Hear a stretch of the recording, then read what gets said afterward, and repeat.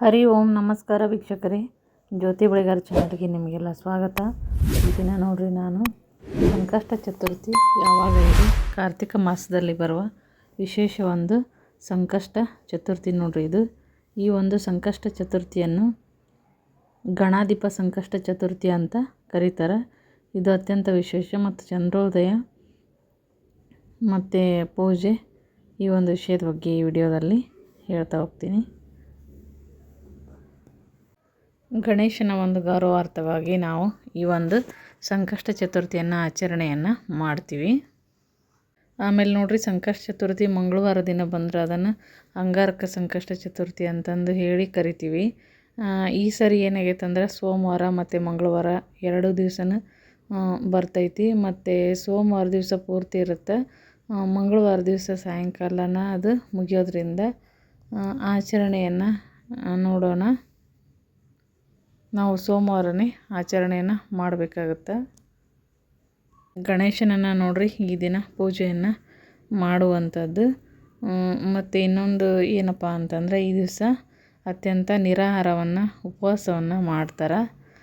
ಹಾಲು ಹಣ್ಣು ಮಾತ್ರ ತಗೊಂಡು ಒಂದು ಕಟ್ಟುನಿಟ್ಟಾದ ಒಂದು ಉಪವಾಸವನ್ನು ಮಾಡ್ತಾರೆ ಈ ಸಂಕಷ್ಟ ಚತುರ್ಥಿ ದಿನ.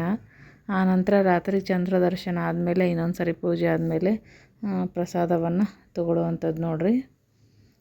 ಈ ಥರ ಒಂದು ಆಚರಣೆಯನ್ನು ಮಾಡ್ತಾರೆ. ಗಣೇಶನ ಒಂದು ಪೂಜೆಯ ನಂತರ ಆನಂತರ ನೋಡ್ರಿ ಉಪವಾಸವನ್ನು ಬಿಡುವಂಥದ್ದು. ಮತ್ತು ಮೋದಕವನ್ನು ಗಣಪತಿಗೆ ನೈವೇದ್ಯವನ್ನು ಮಾಡಿ ಪೂಜೆಯನ್ನು ಮಾಡಿ ಧೂಪ ದೀಪ ಆರತಿ ಎಲ್ಲ ಬೆಳಗಿ ಆನಂತರ ಗಣಪತಿಗೆ ನೋಡ್ರಿ ಪ್ರಿಯ ಅಂತಂದರೆ ಗರಿಕೆ ಅಥವಾ ದರ್ಬೆ ಅಂತಾರೆ ನೋಡ್ರಿ, ಅದು ಏರಿಸಿ ಪೂಜೆಯನ್ನು ಮಾಡುವಂಥದ್ದು. ಆಮೇಲೆ ಕಣಗಿಲೆ ಹೂವನ್ನು ಏರಿಸಿ ಪೂಜೆಯನ್ನು ಮಾಡ್ತಾರೆ ನೋಡ್ರಿ. ವಿಶೇಷ ನೋಡ್ರಿ ಇದು ಸಂಕಷ್ಟ ಚತುರ್ಥಿ ದಿನ. ಈ ಒಂದು ಸಂಕಷ್ಟ ಚತುರ್ಥಿ ನಮಗೆ ನವಂಬರ್ 18ರಂದು ಬೆಳಗ್ಗೆ ಸೋಮವಾರ ದಿವಸ ಪ್ರಾರಂಭ ಆಗುತ್ತೆ. ಸೋಮವಾರ ದಿನ ಬೆಳಗ್ಗೆ 6:56 ಪ್ರಾರಂಭ ಆಗುತ್ತೆ ನೋಡ್ರಿ ಈ ಸಂಕಷ್ಟ ಚತುರ್ಥಿ. ನವಂಬರ್ 18, 19ನೇ ತಾರೀಕು ಸಾಯಂಕಾಲ 5:22 ಇದು ಮುಕ್ತಾಯ ಆಗುತ್ತೆ. ಹಾಗಾಗಿ ಆಚರಣೆ ಏನಪ್ಪ ಅಂತಂದರೆ ಎಲ್ಲರೂ ಸೋಮವಾರನೇ ಮಾಡುವಂಥದ್ದು. ಮತ್ತು ಸೋಮವಾರ ಮಾಡಿಲ್ಲ ಅನ್ನೋರು ಮಂಗಳವಾರ ದಿವಸ ಮಾಡಿಕೊಳ್ರಿ ನೋಡ್ರಿ. ಈ ದಿನ ಸೂರ್ಯೋದಯದ ಸಮಯ ಹೇಳ್ಬೇಕಪ್ಪ ಅಂತಂದ್ರೆ ಬೆಳಗ್ಗೆ 6:46 ಸೂರ್ಯೋದಯದ ಒಂದು ಸಮಯ ನೋಡ್ರಿ. ಸೂರ್ಯಾಸ್ತದ ಸಮಯ 5:37. ಅದೇ ಥರ ಚಂದ್ರೋದಯದ ಸಮಯ ನೋಡ್ರಿ.